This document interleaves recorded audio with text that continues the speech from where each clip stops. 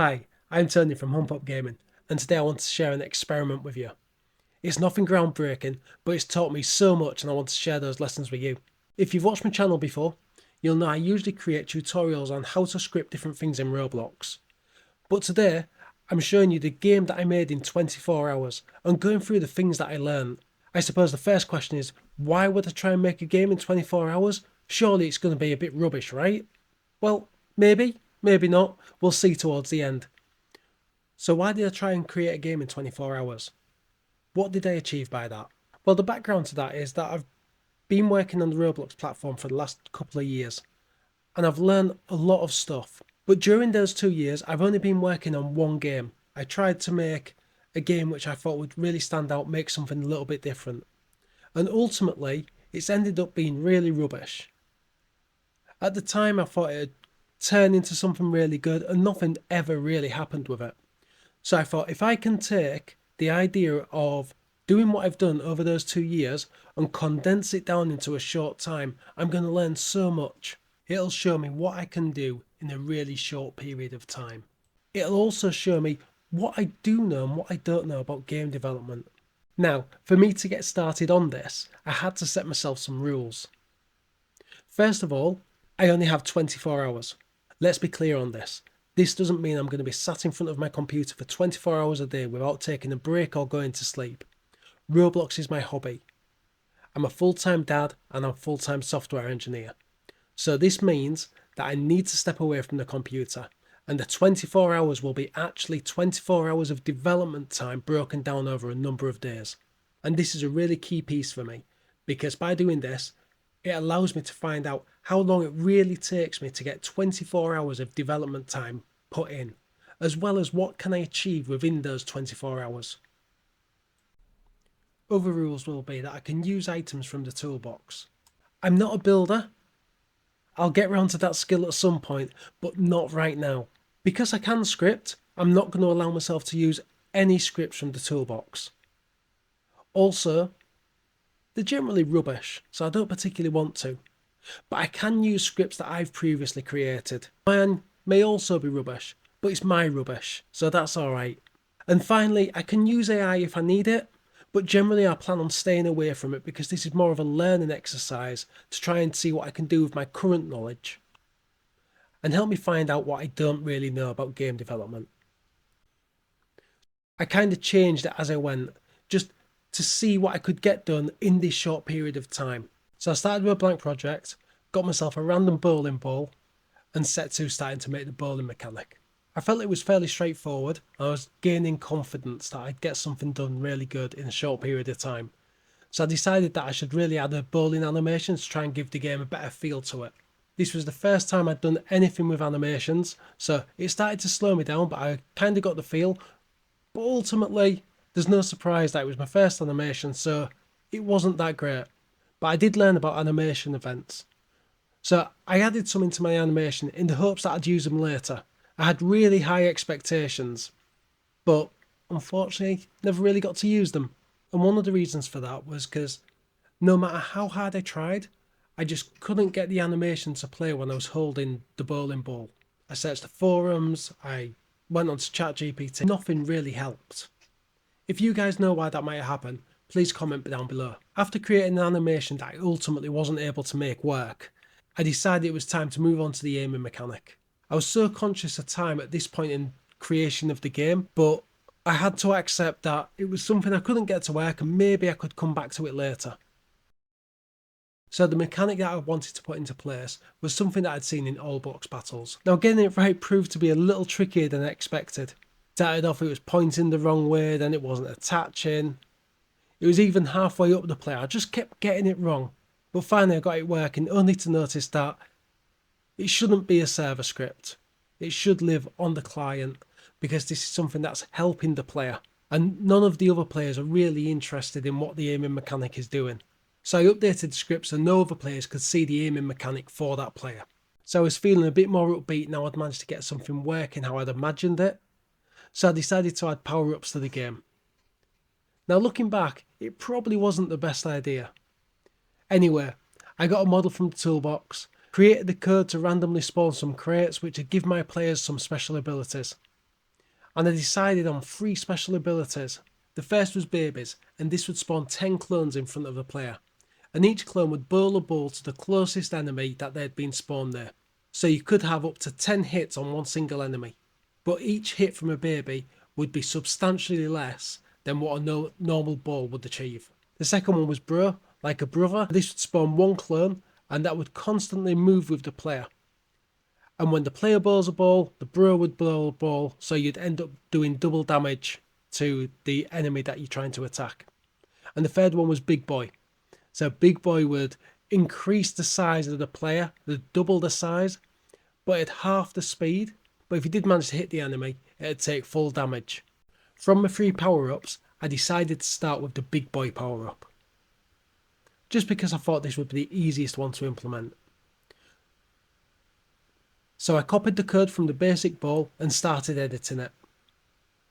I was trying to work fast, so I thought maybe just copy and paste might be a quick way to go. But this was a bad decision, and ultimately it came back to bite me. Next I started to implement the baby's power up. Once again another copy and paste choice that had come back and bite me.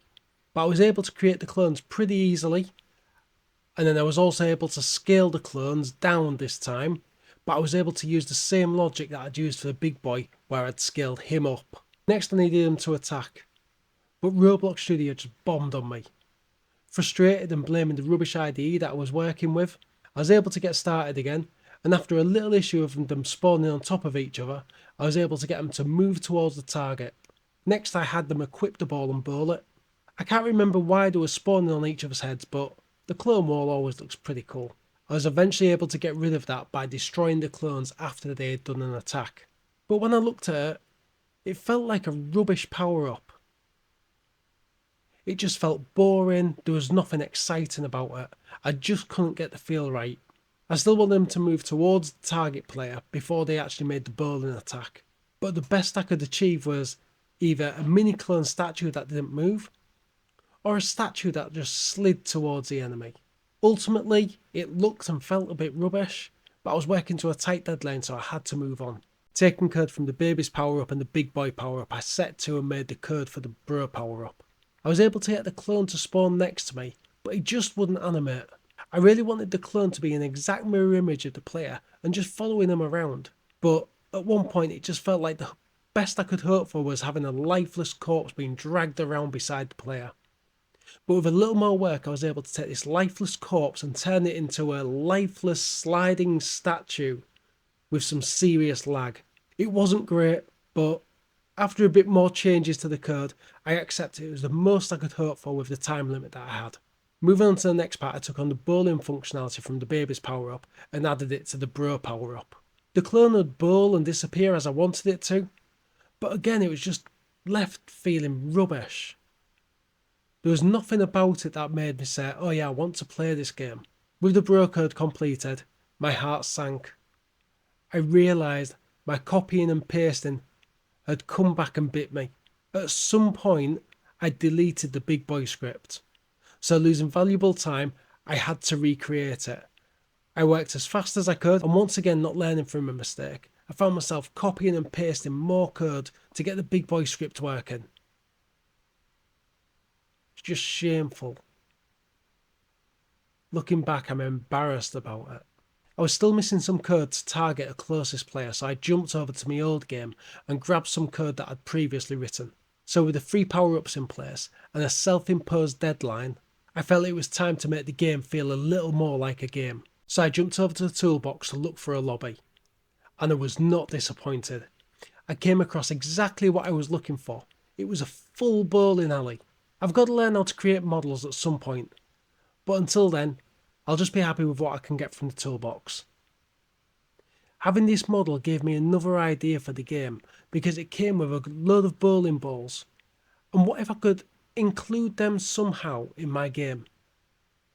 Sure, what I've got so far isn't great, but it's always good to have more features, right? But before I add those extra features, I wanted to make sure I had a working game area. So I started off by quickly removing the things from the model that I don't need and creating a fight area, slapping on a texture, and voila, we've got something that looks like a game. Then quickly changing the exit signs to being arena signs, to give it more of a feel that you're going into an arena. Don't really know how much it helped, but that was the idea. The player needed to get to the fight arena, so I added some teleport scripts to the doors, and now that a player is able to get to a fight arena, I need to test with another player, so I fire up the Roblox test server. And I instantly find a bug. Whenever a basic ball hits a player, it instantly destroys them. And this just happens because the amount of time the ball makes contact with that player. So I need to fix it. For some reason, I chose to apply knockback potentially as a way to fix it. I have no idea why, because looking at this while editing it, it's so obvious it just wouldn't fix it. But it's what I did. The reality is I had no idea how to add knockback to my player. So I turned to ChatGPT. It spat out a script and boom, knockback's working. And I now know how to create a really basic knockback script. To be honest, it's not a great one in my opinion, but it'll do for now. I then wanted to ragdoll the player once they'd been hit, but then they just looked like something out of The Exorcist. It wasn't much longer before I gave up on that one. I went back to my knockback script as it was annoying me, and I knew I could do better, but I couldn't quite work out how. Earlier on I said I wanted to add some more features using the balls that were part of the bowling alley model. So I switched my focus again and started tidying up the bowling ball code. Now this is another example of why copying and pasting actually slows down development and doesn't speed it up. If I'd have done this properly in the first place, I could have just extended the code as I needed it. So after some time refactoring, I was able to call bowlingball.new and just pass in some config. This opened up the next stage of the development where I was able to add some more half-baked features into my game. My idea was to let the player choose from any one of those balls and just load them onto the character so they could have a different ball to choose from during the game.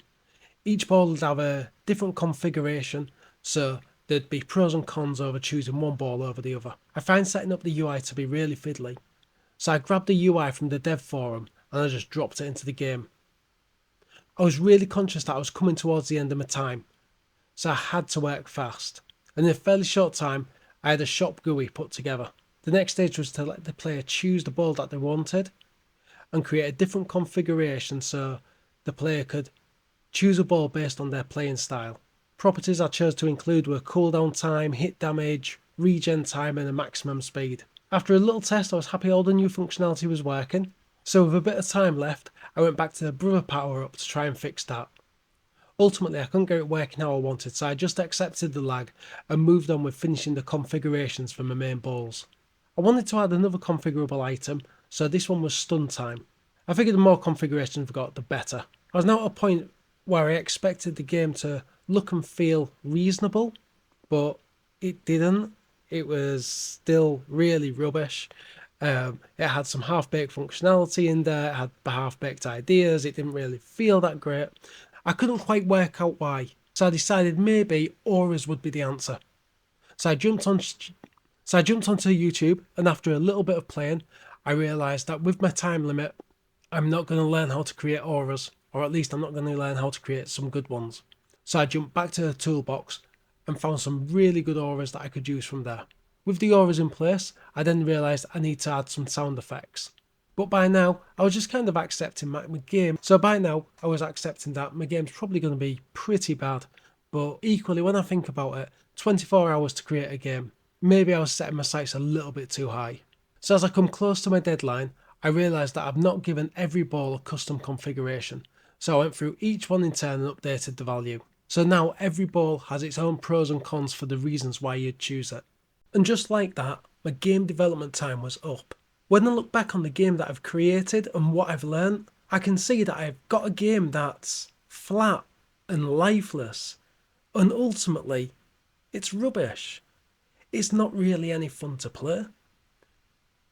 But it's my rubbish. It's something that I created, and more importantly, it's something that I created in a relatively short period of time. I say a relatively short period of time because while it was 24 hours of development time, at the time I started recording this, I was working on the game in the morning and in the evening. I thought I was getting a lot of hours of dev time in, but when I look back at the recordings, I can see there's 30 minutes here, 20 minutes there, an hour and a half here and there. But that's not a good way to develop. You need to get locked in and focus.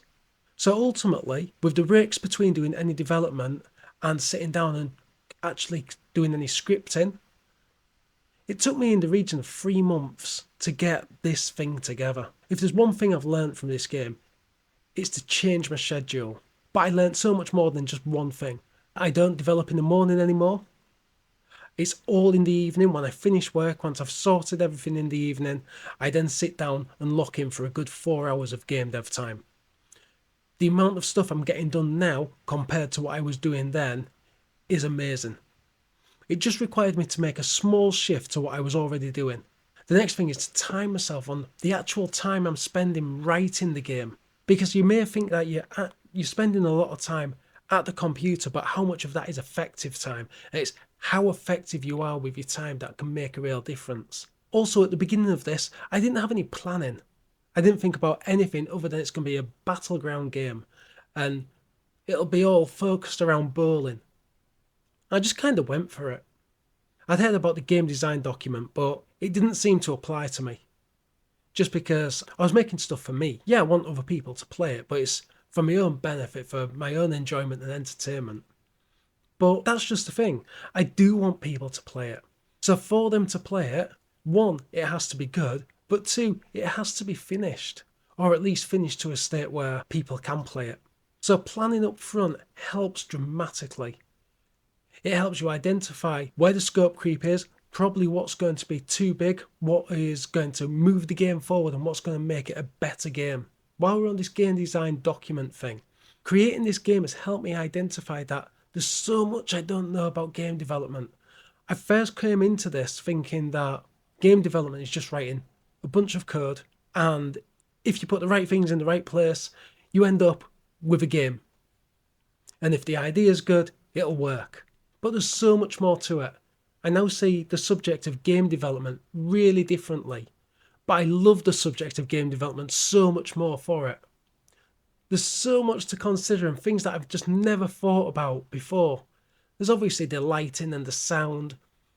And we talk about the mechanics, but there's a player movement which influences how much fun the game to play is. Also, how you make it competitive, how you keep the players engaged, how you do the storytelling. I even found out about game juice. And that's all the little things that go to making the game really pop. But then on top of that, there's things like grey boxing as part of your prototyping. And this has sent me down a massive rabbit hole. As I go further and further down this rabbit hole, I find more and more, and it just becomes a more interesting topic. I'm going to continue to research these subjects and work out how they apply to the Roblox ecosystem. Let me know in the comments below if you want this covered in a video. I'll be happy to share what I find. As I look at these topics, I'm going to also do a detailed analysis of trying to identify why this game felt so rubbish. I know the idea wasn't that great, but that doesn't matter. You can see on Roblox many times that something that isn't a great idea ends up just working and being fun. Let me know from your point of view why you feel some games just work. What are those little features that make it stand out from the others?